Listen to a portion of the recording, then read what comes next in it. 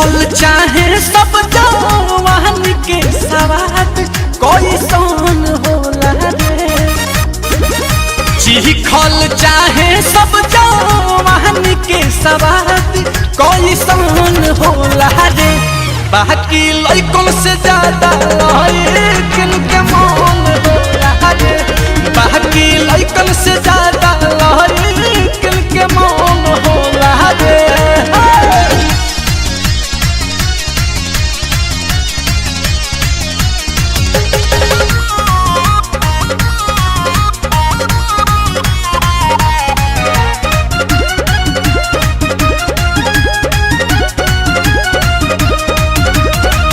कैसे कैसे होला है देवेली सबूधी मन में बढ़ावेली सा इहे गुदगुदी। ए डॉक्टर साहब कैसे कैसे होला है देवेली सबूधी मन में बढ़ावेली सा इहे गुदगुदी।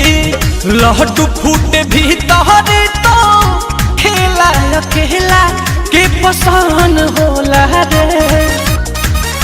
लड्डू फूटे भीतर तो खेला अकेला के पसंद होला रे। बाकी लइकन से ज्यादा लइकन के मन होला रे। बाकी लइकन से ज्यादा लइकन के मन होला रे।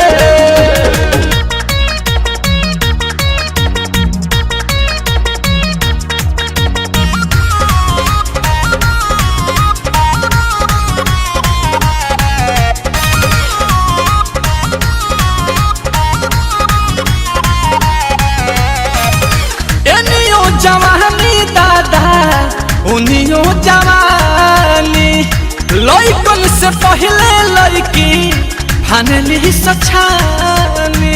अरे शंकर भैया जय हो एनियो जवानी दादा उनियो जवानी लइकन से पहले लइकी फानली सछानी। जमते ही पाख देखी आँख के मरहुआल ठाना होला रे।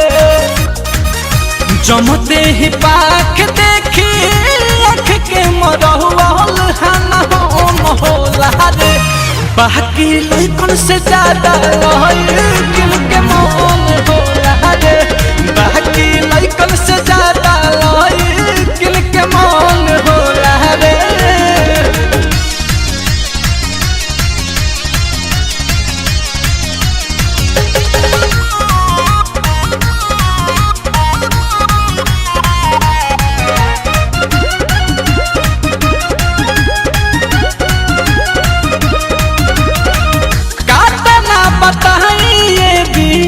खाता बलिराम हो अपू पवन गाबा राई देल काम हो।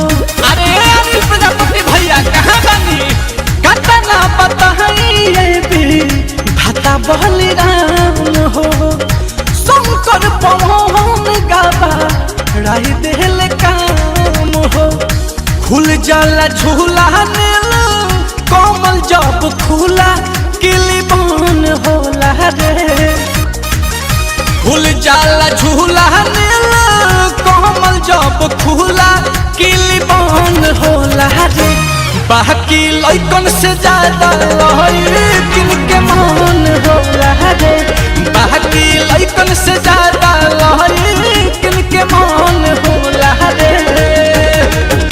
चिखल चाहे सब जवान के सवाद कोई सोन होला रे। बाकी लइकन से ज्यादा लइकन के मन होला रे। बाकी लइकन से ज्यादा लइकन के मन होला।